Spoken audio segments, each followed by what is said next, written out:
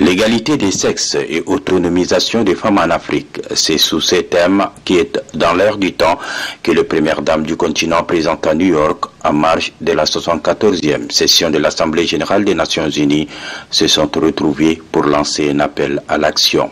La première dame du Tchad, Inde Déby Itno, et ses sœurs du continent plaident pour une prise en compte totale de la question du genre par tous les pays. Pour elles, les femmes et les filles sont les piliers des sociétés africaines et de surcroît des actrices incontournables pour porter le développement durable et donc éradiquer la pauvreté en permettant la croissance économique. Les First Ladies africaines réunies à New York estiment que les femmes et les filles subissent trop de préjudices de toutes sortes et parfois cantonnées dans un rôle de second plan. Elles invitent les États membres de l'Union africaine, les chefs d'État, les leaders religieux, les chefs traditionnels, ainsi que les médias et les partenaires au développement à honorer les engagements pris au niveau mondial, continental et national pour assurer l'égalité des sexes et l'autonomisation des femmes, plus particulièrement celles défavorisées et marginalisées. Dans son message, la première dame Inde Déby Itno a appelé à la solidarité et à une synergie d'action pour que les doléances énumérées puissent trouver des échos favorables. Elle a fustigé surtout les violences basées sur le genre qui, selon la première dame, sont la résultante de l'absence de l'autonomie financière de la femme.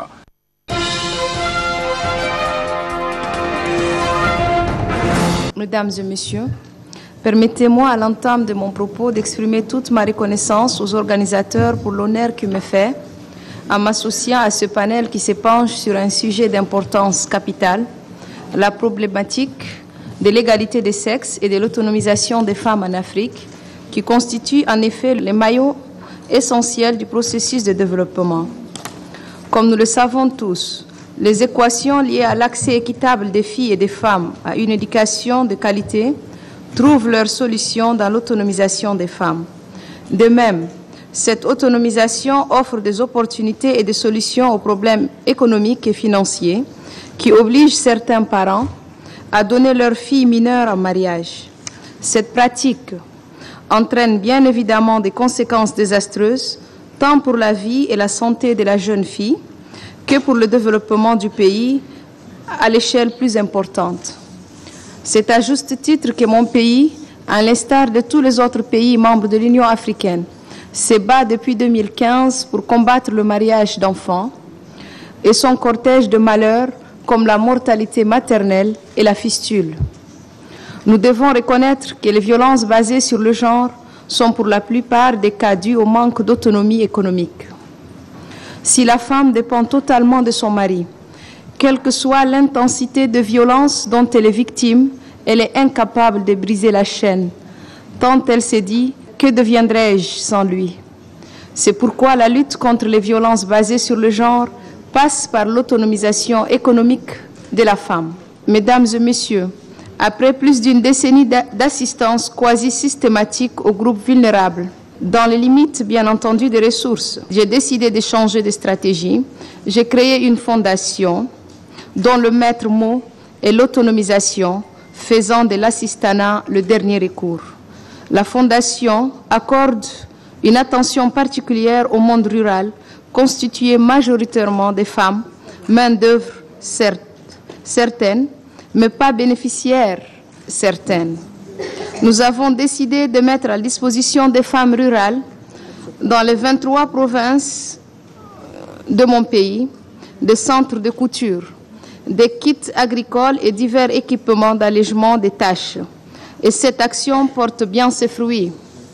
Permettez-moi de partager avec vous une petite histoire. Lors d'une cérémonie de remise des dons au groupement féminin dans un village du pays, une femme était venue avec son bébé complètement nu. Un membre de la fondation qui lui fait la remarque qu'elle aurait dû habiller l'enfant.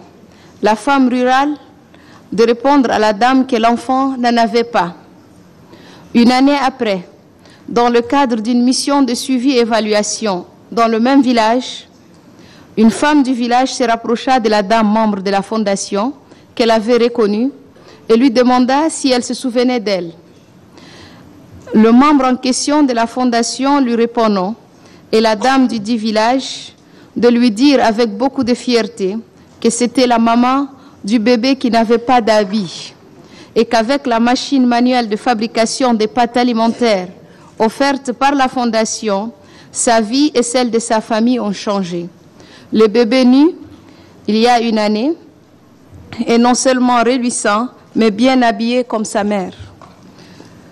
Pour moins de 50 $, vous pouvez changer la vie, restaurer la dignité et rompre le cycle de la pauvreté. La Fondation vit des dons et c'est l'occasion pour moi de remercier tous ceux qui nous aident pour apprendre à pêcher au lieu de nous donner du poisson à manger. Cette solidarité agissante doit se renforcer. L'Afrique ne se développera qu'avec les femmes et les hommes jouissant des mêmes droits, des mêmes chances et des mêmes opportunités. Je vous remercie.